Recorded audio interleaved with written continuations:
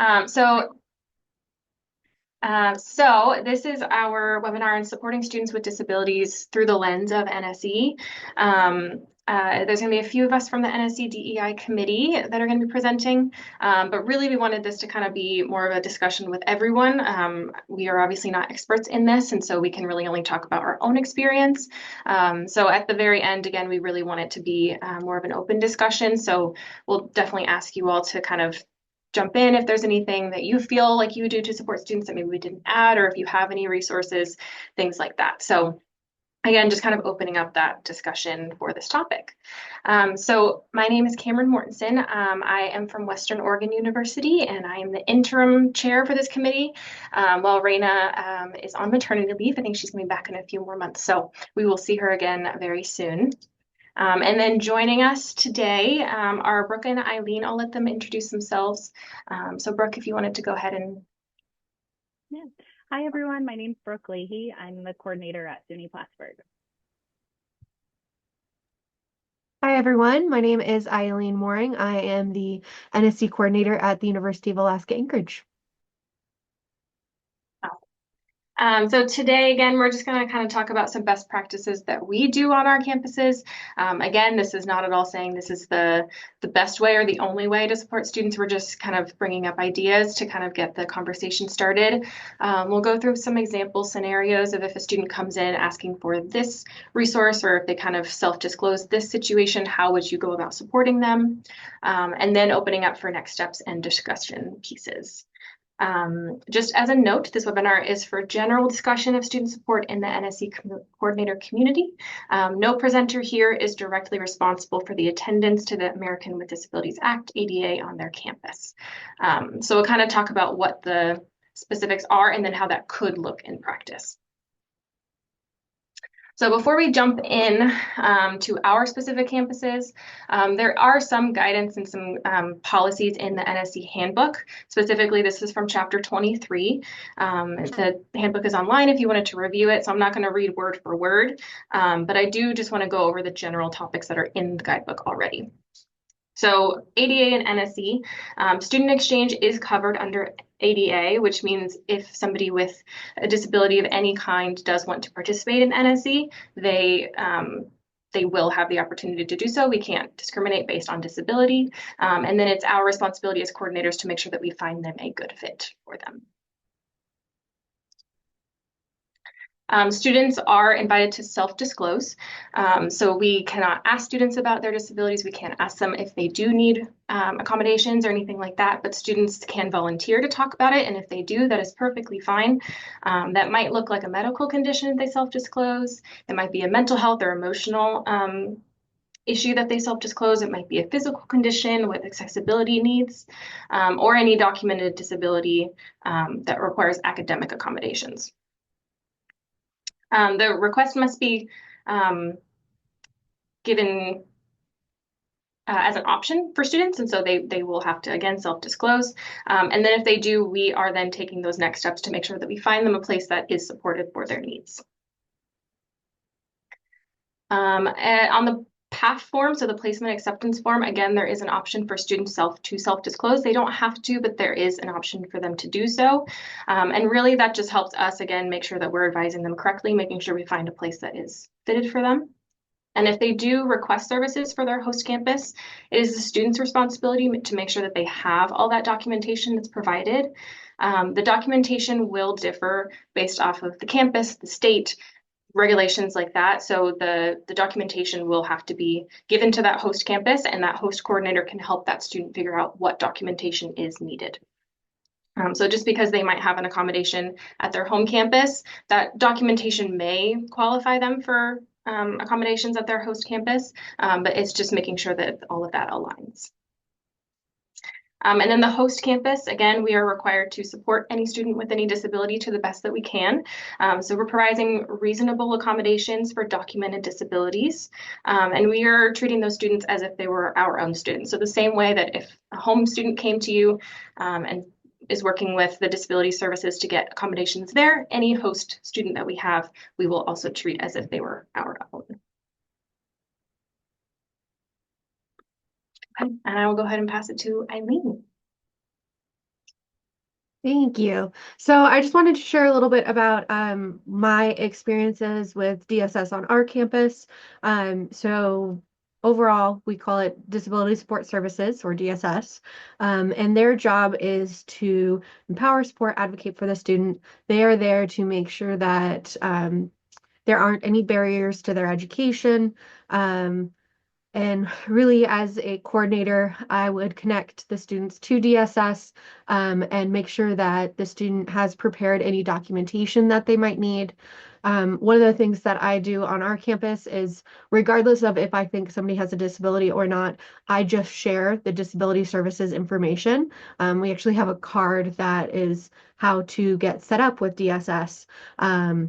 And I just give that to all students. There are a lot of things that also we don't think about that can be covered on our campus. We talk a lot about, you know, learning disabilities, you have the mobility issues.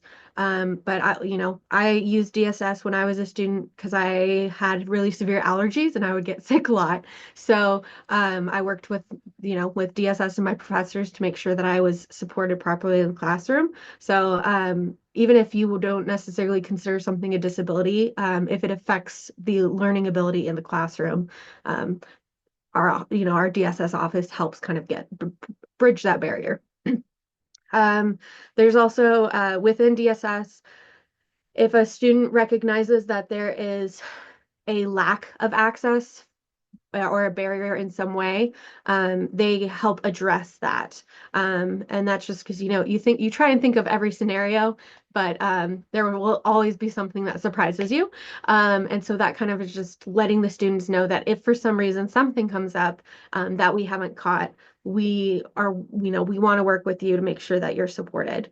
We also, that's it's letting faculty and staff know without telling the student's name a lot of the time. So it could just be like, hey, we need an extra note taker for this class. So the student doesn't feel like they are,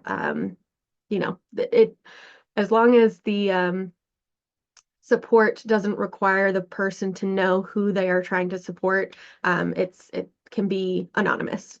Yeah, and then also they work to get accessibility for events. So on all of our events, we specifically say if you require an interpreter for people who are deaf or hard of hearing, that's something that we offer on our campus. So there's a lot of really great support, and I really enjoy kind of working with DSS and trying to learn more from their side of things, how I can better support our students and any student that's coming in.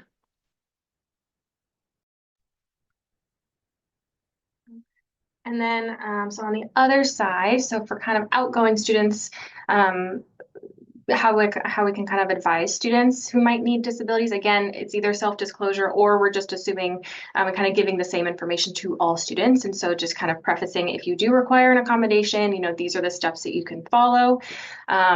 Obviously, on each campus's page, there are the resources page that I usually encourage students to look through. So it can lead to that campus's disabilities office, and they usually have more information there. Because again, unfortunately, a lot of differences can come up and nuances can come up between campuses. So what we might know at our campus might be different at the campus that the student is going to, just based off of state policies and school policies, things like that. So definitely making sure that you're kind of helping that student do that due diligence, especially if they self-disclose that they do require an accommodation. So if students do have a current accommodation at your campus right now, and they're kind of thinking about doing NSE, definitely encouraging them to look into the services offered at the host campus. Obviously, under ADA, a lot of the accommodations are going to be very similar, but the documentation might be different. So just kind of helping them do that research as well. And for some students, it can be a big priority. This might be a make or break depending on what campus they choose because they will need a certain requirement or things like that, especially for accessibility. Some campuses, if it's a really big campus or if there's a lot of hills, I've had students talk about maybe it's not the most accessible. So keeping that in mind, having them look at pictures and things like that could be helpful. And then on our end, we can also reach out to the host coordinator to learn more about what the process is like for getting accommodations, what services are available, what the campus culture is like also for students who might utilize these services. You can either get explicit permission from the student to maybe connect them directly with that coordinator if that coordinator is comfortable with that too, and if the student is comfortable, so that they can kind of talk one-on-one. Or you can just keep the personal information out, kind of like how Eileen was talking about, and just say, I have a student who is interested. They need this kind of accommodation. What would this look like? That way we're keeping all requirements aligned, and we're not outing any student that might not want to be outed. So really, again, just kind of helping that student advocate for themselves. Again, it is on them to provide that documentation, but helping them think through the process. Obviously, it's really exciting for students to go on exchange, and they might kind of get lost in the excitement and not always think about all the logistics. So just kind of helping them keep that in mind. And I will go ahead and pass to Brooke. Yeah, thank you. Yeah, so when we were developing this webinar topic, we wanted to kind of give the opportunity to open things up and have a little bit of a discussion. So whether you want to use the chat or unmute, I'll just kind of lead us through a couple scenarios and what we're thinking as coordinators, how we might be able to navigate some of these conversations with our students, both as a host campus and as a home campus.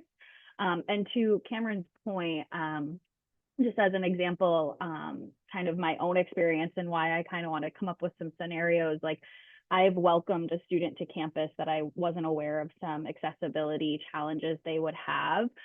So actually on the Plattsburgh NSE profile page under that health tab, Plattsburgh added a little bit about our campus, like, I guess, climate in the sense of weather, that we're a pretty sprawling campus and there's a lot of ice that happens and weather and our walkways.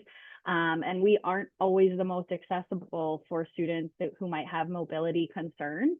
So that might just be something to keep in mind, like as a host coordinator, if there are challenges you foresee students coming to your campus, adding that to your profile so students can see that and we can be transparent with students. So our first example here is a student who has been placed with you for the upcoming term, has a visual impairment, and will need services while on exchange. And then we just have a couple prompting questions here. So how do you think you could support them?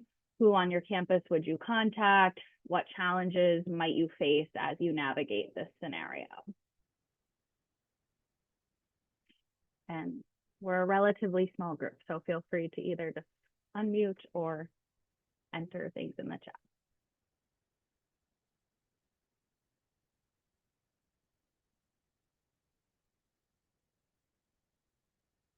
Yeah, Judy, go ahead. Hello, everyone. Can you hear me? Yes. Okay. So this actually happened to me a year ago. It was an exchange student from one of our UK partners, but he actually was of a different nationality, but was going to school in the UK, and he came with his entire family, so 4 children and his wife. And he contacted me, as well as the school did, probably maybe a year in advance, to see if this would even be possible. And so I contacted our student accessibility services, is what we call it, and I kind of got some information. And then, so that's who he coordinated with. He was an academic year student too, so he was here for both semesters. And so he completed their application online. That's what they do at Oklahoma State. And then his wife was his assistant, so she would go with him to all the different classes. So then they were able to get her a special student so even though she wasn't a student, she was able to get a special ID, which then also enabled her, if they were taking the campus bus, which goes other places in Stillwater, it's free for a student with an ID, but they were able to get her an ID since she was his eyes, so that she could get on the buses for free as well. Trying to think what else we did for them. In fact, I just had an email from him this morning, so that's what it's fresh on my mind. But yeah, it really worked out, and it so happens that that partner university also is very accessible. So we kind of already knew that, and so, but yeah, so we just worked with them. Oh, another thing that we did normally for our inbound international exchange students, if they arrive at our Stillwater, Oklahoma airport, which is where OSU is located, we will go and pick them up. But if they arrive in Oklahoma City or Tulsa, which is over an hour away. They have to make their own way, but we made special accommodations because that issue, and then also having such a large family that we picked them up from the Oklahoma City airport and took them back. That's So awesome. just thought Thanks I'd for add that. sharing. Yeah, thanks for sharing, Judy.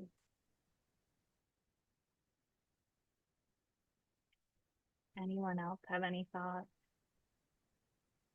So I wanted to give other people an opportunity um, bef before I jump in, but in addition to all my roles, I am a DSS coordinator. So I wanted to give other people a chance to say their thoughts first. But if not, luckily enough, because I sit in this role as NSE coordinator, I'm also the DSS person. So it's easy for students, once they disclose, like what was said, to then be able to start the process with the student to let them know, what documentation is needed, an intake is done to gather some information to find out, what their needs are, what their current accommodations may be at their home school, what they would specifically need at this university. And so what challenges I foresee, some of them have already been covered, like transportation around campus or getting around campus as a whole. Also, what academic accommodations would be needed, whether special, does the student use a specific program, Braille by chance, or some other assistive technology that they may need.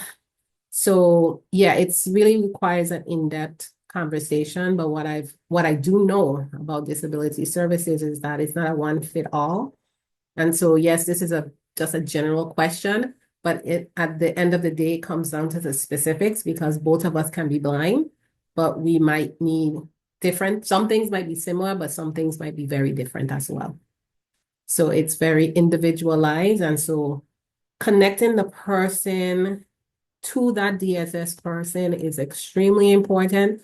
The worst thing for a disabilities student services coordinator is to have someone show up on their campus that requires a lot of accommodations that need to be put into place prior to their arrival. So it's extremely important, if you're aware that you're sending a student on exchange, to encourage them to reach out very early, much or as early as possible, to start that dialogue. And I think too, the other piece that was mentioned, as NSE coordinators as well, it's really important, even more so, I would say, for students with disabilities to research, especially if they have specific needs that would need to be accommodated, to make sure that that campus is a good fit. Because somebody with mobility challenges, UVI is not a good campus for them because we're uphill. Right. Yeah. Thanks, Talia. Hopefully you'll probably contribute more as we go on. We'll be good. Awesome. So yeah, I think we can move on to the next one. And if anyone has any thoughts, and yeah, just as Alia pointed out, these are really just maybe to get us thinking as coordinators, what we might do, what it might look like. So our next scenario here is you're in an appointment with your outbound student who discloses that your accessibility team supports them regarding hearing loss. They're nervous about going on exchange, but have already been placed. So how would you maybe support them? Who are your campus contacts, and what challenges do you foresee?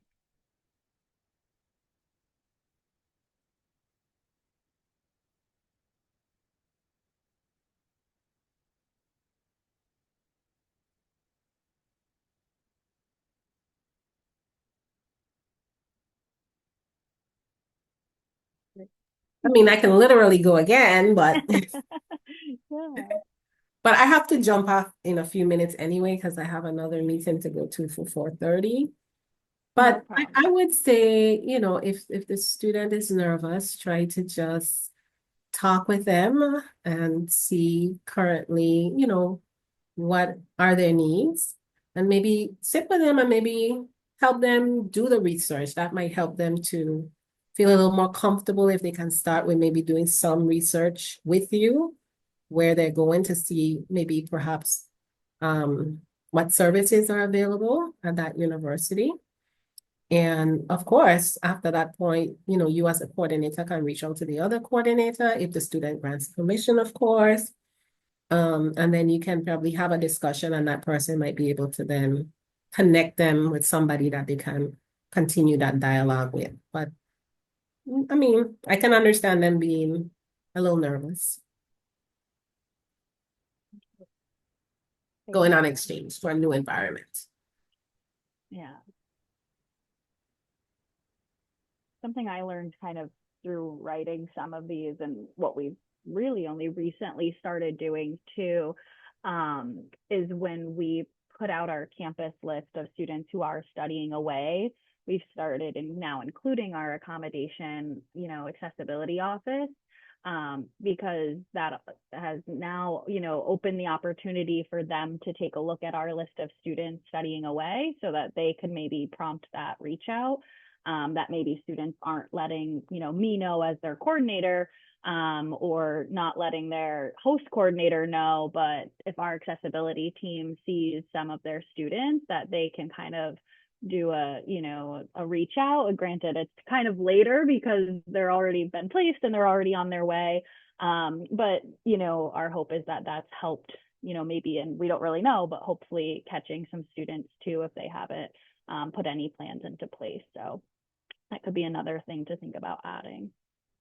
Does anyone have any other thoughts? Or Dahlia? I'd like to just add one thing. I think for the most part, I think I'm comfortable in saying this, that generally, I think students that receive accommodations, I think they're very mindful that they need their accommodations. And so I've found most times that they will be proactive versus just sitting back and thinking, I'm just going to arrive at the other campus and everything for me is going to fall into place somehow, right? Upon arrival. So at least that's been my experience, at least with students that have come here. They have really reached out to me ahead of time and had those meetings to be able to know and get things in place. So I think generally, the students that get accommodations tend to be proactive.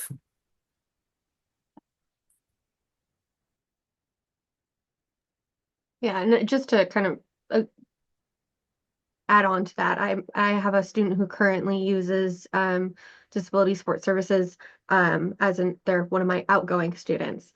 And before I even mentioned anything, they'd already connected with their coordinator, looked up what emotional support animals were, if they were allowed on in their dorm. And so yeah, a lot of them will be very proactive. I definitely though periodically will see students, not necessarily exchange students, but students on our campus who don't realize that they could get help with certain services. And NSE, you already have to do a lot of groundwork on your own. So I feel like hopefully we wouldn't see a lot of students who don't know exactly what they need. But just, also just in your day to day, if you meet other students, knowing that you can help get them the services if they need them.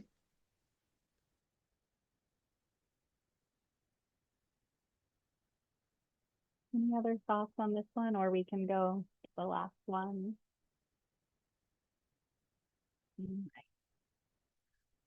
All right. Here's our last scenario. Your student has been with you on exchange this semester, and it's now midterm season. They come to you and tell you they have been struggling in courses because they typically receive accommodations for note taking and extended time testing. How would you support them? Who would you contact, and what challenges? So kind of the opposite of what we were maybe just saying, is that most students will let us know, but now you have this scenario where a student hasn't let you know, and you're about halfway through the semester.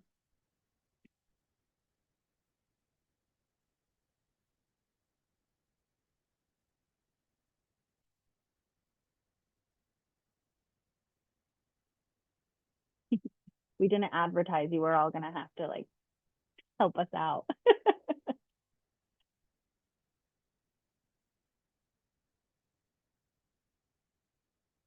I can talk a little bit, maybe where I kind of changed things a little bit, but I did have a student, an NSE student inbound that came on exchange, and I don't know, his whole situation, but I think part of it, to Eileen's point, was he didn't realize the accommodations that he might need, or he got into this environment here and either had more, whether his classes were more challenging, or there was a gap in the learning curriculum between what he had taken and prerequisites. So thankfully we were able to work with our accessibilities team and get him the extended time testing, no problem. The note taking was a little more of a challenge because we were a bit further along, and we've now changed things. We used to have a lot of student paid note takers, but now there's more technology there where for our faculty to be able to submit their PowerPoints and things like that. So we were able to, but I think it was a learning lesson in a way for the student to be able to advocate, or and to also maybe not realize some of the accommodations that he might need. And he was kind of able to take that back, I think, to his home campus too, that being in his I think he was a sophomore, that this might be something he has to navigate as well for for the rest of his college career. So that was just a little bit where that came from. But Another way that I could see this also playing out is that DSS doesn't just cover disabilities that are long term, they also can cover short term. So like one thing that I never knew as a student, but I found out later, pregnancy, for instance, is covered. I started my family when I was going to school, and I took a year off because I was like, I don't want to worry about it. But if I had known that those resources were there, I might have stayed in school and continued, making sure that I was successful. But also if somebody hurts themselves while they're on exchange, all of those things can kind of come into play with all of a sudden realizing that you need support in a different way. And I think before I hop off right now, what I could add is sometimes if you don't, this is not something that you deal with every day, you don't have the information or you don't have the knowledge. So I'm glad that you guys are doing this webinar, to be honest. But it is important to know that there's no timeline to request accommodations. So sometimes somebody might say, well, the semester has already started, and somebody comes and tells you this, and you're like, well, I guess you have to wait till next semester.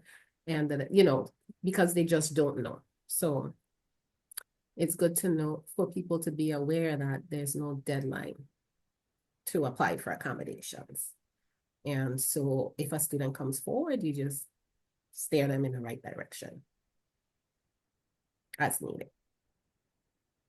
So thank you all. thank you so much for your contributions, Dahlia. Appreciate it. No problem. Yeah.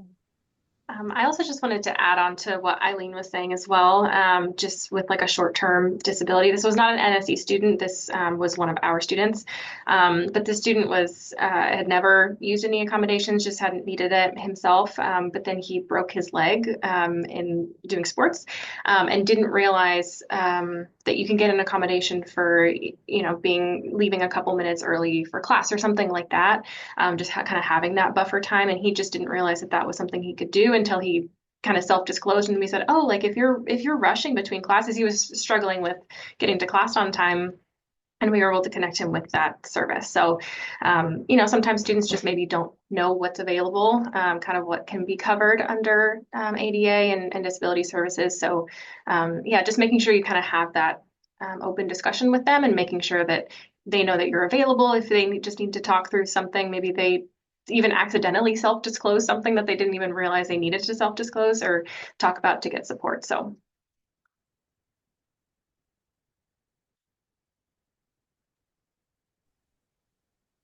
Yeah, I think that concludes our scenarios. If anyone has any thoughts or additions, feel free, but hopefully just kind of puts you in a mindset, whether you're a veteran coordinator or a relatively new coordinator. If you don't have those relationships with your accessibility or support services office to open that line of communication. And again, we don't have to be the experts on things by any means, unless I guess you're Dahlia, and that is another part of your role. But just knowing where to go to get those supports and kind of how to navigate that conversation with students. So And I will pass to Eileen. Thank you. So, kind of some next steps that you can take as you have listened to these scenarios and prepare yourself for future um, future exchanges and interactions with students. Connect with your disability office on campus. If you a lot of this has been completely unfamiliar and you haven't worked with your disability office on campus at all, just even going in, talking with them a little bit, kind of seeing what their process is. You don't need to be as stated earlier, you don't need to be an expert, but kind of knowing most of the time you're going to need what the student is going to need in order to get those services, what might be covered. So if a student self-discloses, whether on purpose or accident, and you're like, oh, hey, actually, I know that is covered under our disability support offices, and these are the different things that you can get help with. Like I said, there are so many things that were covered in our DSS office that I had no clue. And just being able to say, oh, hey, go talk to DSS, they might be able to help you. I know has helped quite a few students that I've run across. So on the other side, where we as coordinators can really focus on is making sure that anything that we are presenting, giving out is going to be accessible for students. So there are quite a few. So if you click on, once we send this out, if you click on the quick helpful hints, that is an accessibility guide from UAA. It goes through Google Docs, it goes through slide presentations, PDFs, and so many other things about little things that you can do to make sure that your materials are accessible. There's a lot of free resources as well. So when you're in, I know a lot of us have been using Canva. There is a little kind of like, I'm not going to be able to describe it, but if you Google it, it will help lead you there. There's a way to do kind of like check my accessibility and kind of do some things that way. There is, so yeah, just making sure that anything that we're handing out is accessible, and then knowing on your campus too, what is available to those students. Keep in mind, like we talked about, not all disabilities are visible or look the same. So, and Dahlia kind of touched on that the same, even though somebody might have the exact same disability, they could need different things.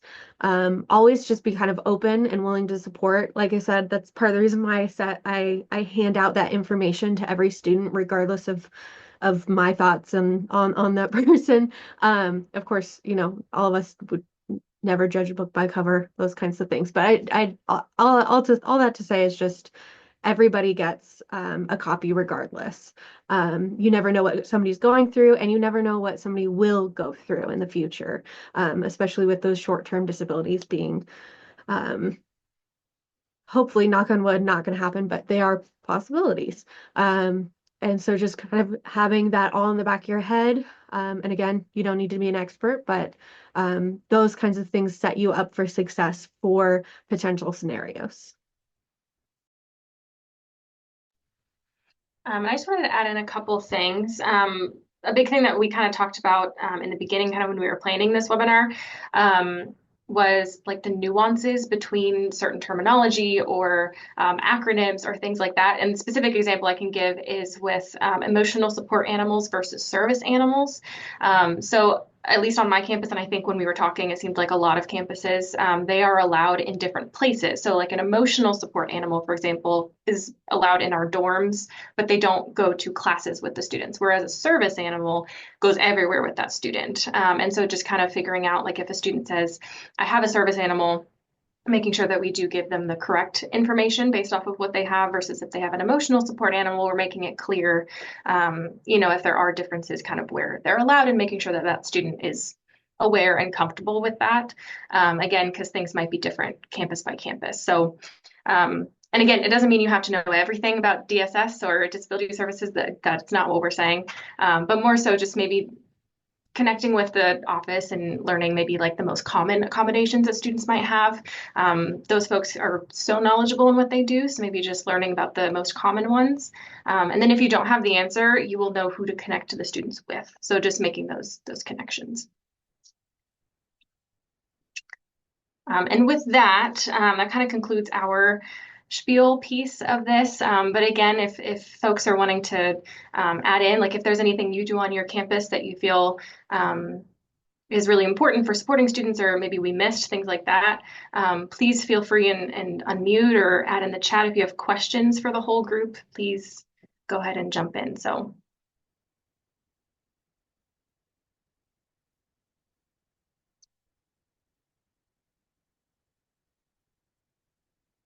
And also, if not, thank you for coming, and you are welcome to jump off whenever you need to. But if you wanted to hang back, you are more than welcome.